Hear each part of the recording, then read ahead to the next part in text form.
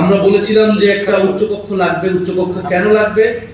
বাংলাদেশের যে সংবিধান, সেই সংবিধানকে চেক দেওয়ার জন্য। কারণ যে কোনো সরকার 2/3 মেজরিটি নিয়ে আসে এবং সংবিধানকে কাটাছাড়া করে নিজের মতো করে তারা সংশোধন করে নেয় প্রতিবার। ফলে এখানে একটা উচ্চকক্ষের মূল দায়িত্বটাই হবে এখানে সংবিধানকে একটা চেক এন্ড ব্যালেন্সের জায়গায় রাখা, যাতে নিম্নকক্ষে 2/3 মেজরিটি থাকলেও উচ্চকক্ষে যাতে একটা ব্যালেন্স থাকে, একটা ভারসাম্য থাকে, এবং সংবিধান পরিবর্তনের ক্ষেত্রে যাতে গণভোটের ব্যবস্থাও থাকে। এবং সেই উচ্চকক্ষকে আমরা বলেছি ভোটের অনুপাতে করতে হবে, কারণ আসনের অনুপাতে করলে সেই উচ্চকক্ষের আসলে কোনো গুরুত্ব নাই, সেটা কেবলই অলংকারিক হবে।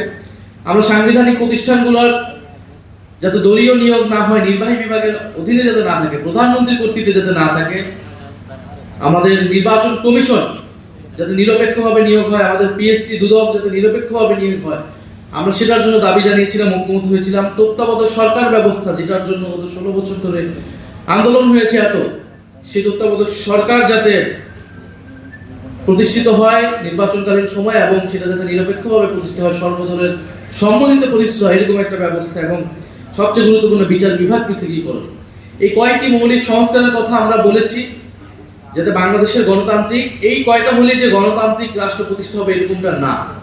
গণতান্ত্রিক রাষ্ট্র প্রতিষ্ঠার জন্য আমাদের আরো অনেক কিছু প্রয়োজন, কিন্তু আমরা ধাপে ধাপে আগানোর জন্য এই কয়েকটা সংস্কারে সবচেয়ে বেশি জোর দিয়েছিলাম অন্তর্বর্তী সরকার, যার ভিত্তিতে জুলাই সনদ, যার ভিত্তিতে জুলাই নির্বাচনের সময় গণভোট। আজকে তারা ক্ষমতায় আছে, কিন্তু চিরকাল কোনো দল ক্ষমতায় থাকে না।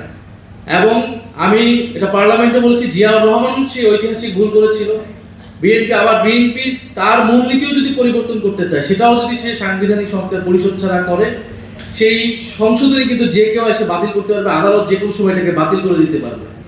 ফলে এইখানে আসলে 72-এর সংবিধানের এই যে ধারাবাহিকতার নামে এখানে আওয়ামী লীগের যে আদর্শ, আওয়ামী লীগের যে রাজনীতি, সেই রাজনীতিকে পুনঃপ্রতিষ্ঠা করা বা বারবার ফিরে আসার একটা দরজা সবসময় খোলা রাখা হচ্ছে। এবং বিএনপি এবার বুঝে হোক না বুঝে হোক এই কাজটা করছে। ফলে এই কারণে আমরা বলেছি যে কোনো একটা টেকসই সংস্কার, একটা নতুন যাত্রা করার জন্য আমাদের সাংবিধানিক সংস্কার পরিষদ লাগবে। নোট অফ ডিসেন্টের কথা অনেকবার এসেছে, জুলাই সনদ বনাম আদেশকে পরিণত করা হয়েছে।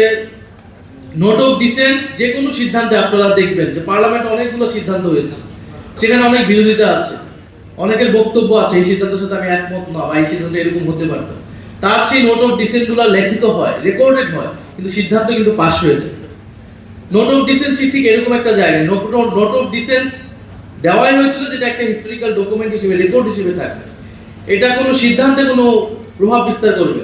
কিন্তু জুলাই সনদ যেদিন স্বাক্ষর হয় সেদিন আলাদা করে নোট লেখা হয়েছে সবগুলো, যে তার মানে যেই দল আসবে সেই দল নিজেরাই সংস্কার করবে তাদের মতো করে। তাহলে তো এই ঐক্যমতের বা জুলাই সনদের কোনো আসলে বাস্তবতা থাকে না, প্রাসঙ্গিকতা থাকে না। সেই জায়গা থেকেই জুলাই আদেশ দেওয়া হয়, যে সেই জায়গা থেকে গণভোট দেওয়া হয়, এবং গণভোটের মাধ্যমে কিন্তু জুলাই আদেশ জনগণের সম্মতি পেয়েছে। কারণ এই গণভোটেই জনগণ জুলাই আদেশ মানে কি মানে না সে কথা স্পষ্টভাবে বলা হয়েছে। আরেকটি বিষয় যেটা আমরা এখন আলোচনা আসলে, সেটা হচ্ছে জুলাই ঘোষণাপত্র। সেই জুলাই ঘোষণাপত্র কিন্তু সংবিধানের তফসিলে যুক্ত হওয়ার কথা, কমিটমেন্ট দেওয়া আছে। সেই বিষয়ে আমরা সরকারকে এখনো কথা বলতে শুনিনি।